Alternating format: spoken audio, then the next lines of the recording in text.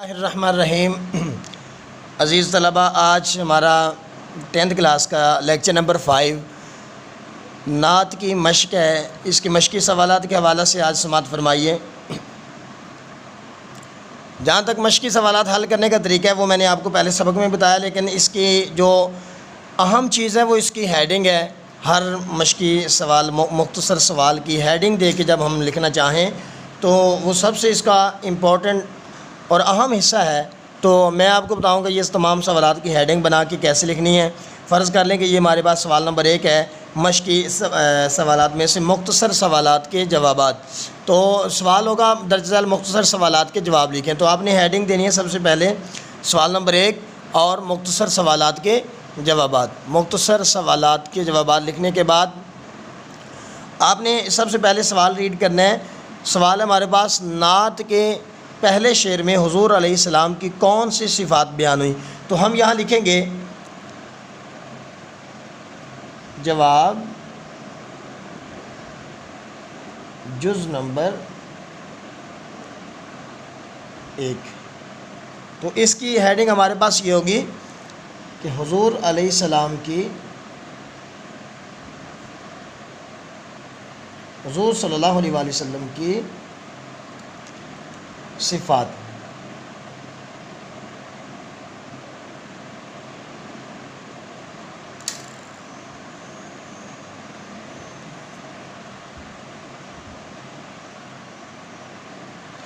تو یہ ہمارے پاس ہیڈنگ ہے۔ اس کے بعد ہم یہاں سے شروع کریں گے اس کا جواب لکھنا کہ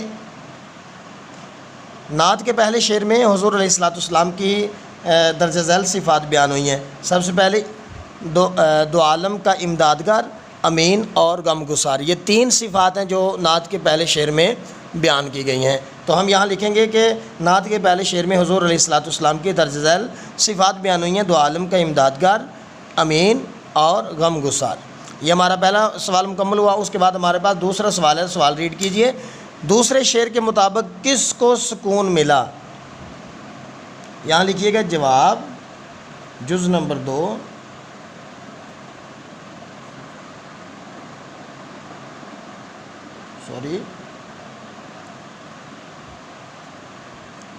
جواب جز نمبر 2، دوسرے شعر کے مطابق کس کو سکون ملا؟ سکون۔ یہاں آپ کی ہیڈنگ بنے گی سکون، ٹھیک ہے۔ تو اس کے نیچے آپ اس کا جواب لکھیے گا کہ دوسرے شعر کے مطابق غریبوں اور یتیموں کو سکون ملا۔ دوسرے شعر، نعت کے دوسرے شعر کے مطابق غریبوں اور یتیموں کو سکون ملا۔ اس کے بعد ہمارے پاس تیسرا سوال ہوگا، انسان کو انسان کا عرفان ہونے سے کیا مطلب ہے، کیا مراد ہے؟ تو جواب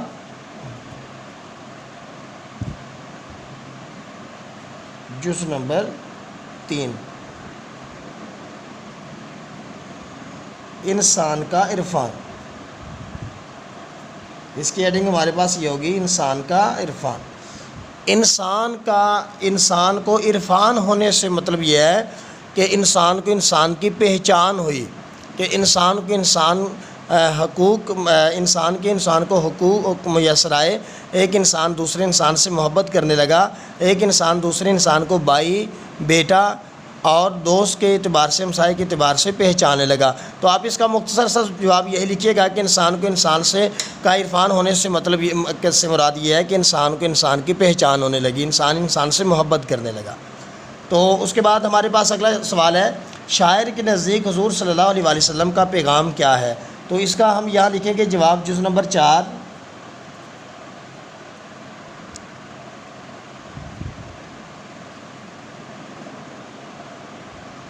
جواب جز نمبر 4 میں سوال ہے ہمارے پاس کہ حضور، شاعر کے نزدیک حضور صلی اللہ علیہ وآلہ وسلم کا پیغام کیا ہے؟ تو یہاں لکھیں گے حضور صلی اللہ علیہ وآلہ وسلم کا پیغام، یہ اس کی ہیڈنگ ہوگی۔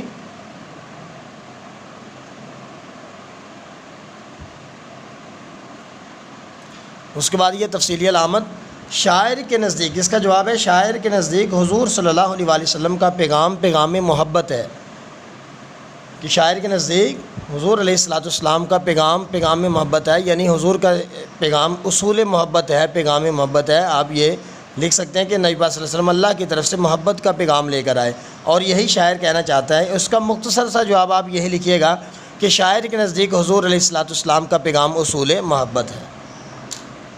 اس کے بعد ہمارے پاس اگلا سوال ہے، نعت کے آخری شعر میں خضر سے کون سی ہستی مراد ہے؟ تو یہاں لکھیے گا جواب جز نمبر 5،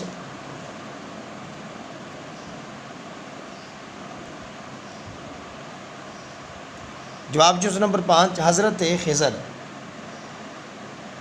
یا صرف خضر لکھیں، خضر سے مراد، یہاں تفصیلی علامت لکھیں خضر سے مراد۔ تو یہاں لکھیں کہ نعت کے آخری شعر میں خضر سے مراد حضور علیہ الصلوۃ والسلام کی ذات طیبہ ہے۔ نعت کے آخری شعر میں خضر سے مراد حضور علیہ الصلوۃ والسلام کی ذات طیبہ ہے۔ تو یہ تھے ہمارے سوال، شارٹ کویشچنس، اور اس کے بعد ہم اس سے اگلا سوال دیکھیں گے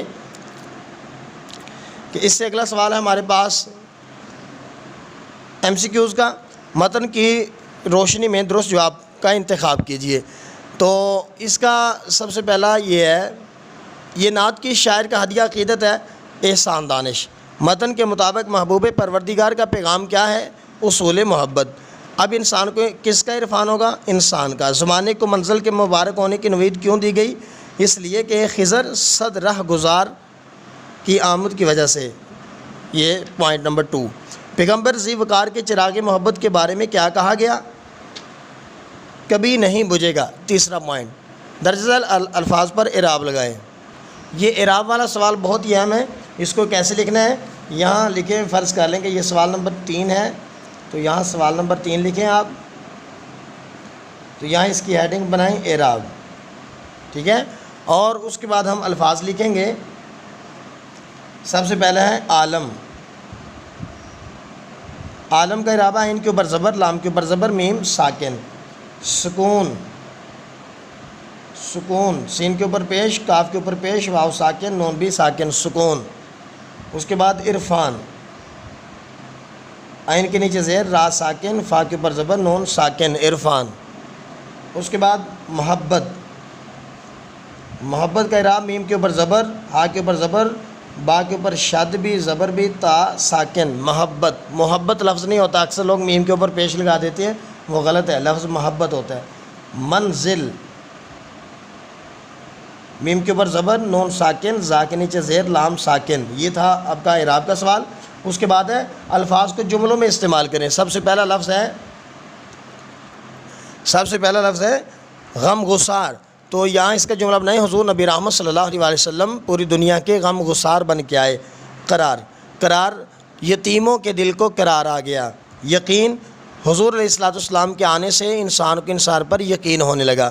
پیغام، حضور علیہ الصلوۃ والسلام نے اللہ کا پیغام لوگوں تک پہنچایا۔ ذی وقار، حضور نبی رحمت صلی اللہ علیہ وسلم ذی وقار پیغمبر بن کے تشریف لائے۔ آگے سوال ہے درج ذیل الفاظ کے معنی لکھیں۔ اصول کا معنی قاعدہ، اعتبار کا معنی یقین، چراغ کا معنی روشنی۔ اس کے بعد عرفان کا معنی ہے پہچان۔ راہ گزار یعنی راستے سے گزارنے والا، راہ گزار راستے سے گزرنے والا۔ اس کے بعد ہمارے پاس ہے سوال نمبر 7، مناسب لفظ چن کر مصرع مکمل کریں۔ بجھے گا نہ جس کا چراغ محبت، ڈیش، یہاں سکون ہو گیا ہے، قرار آ گیا۔ اب انسان کو انسان کا عرفان ہوگا، زمانے کو اب اپنی منزل مبارک۔ اس سے اگلا سوال ہے کالم کا، امدادگار۔ تو امدادگار کا ہوگا غم گسار، اصول محبت، پیغام، یقین، اعتبار، خضر، راہ گزار، انسان، عرفان۔ تو بیٹا یہ تھا آج کا ہمارا سبق۔ اس میں سے آپ نے جو نیٹ کاپی پہ لکھنا ہے وہ سوال نمبر 1 مختصر سوالات کے جوابات ہیں، اور اس کے بعد اعراب والا سوال اور اس کے جملوں میں استعمال کرنے والا سوال۔ یہ سوال نمبر 1، سوال نمبر 4 اور سوال نمبر 5 ہی آپ اپنے نیٹ کاپی پہ لکھنا ہے۔ انشاءاللہ ہم کل اگلا سبق پڑھیں گے انشاءاللہ۔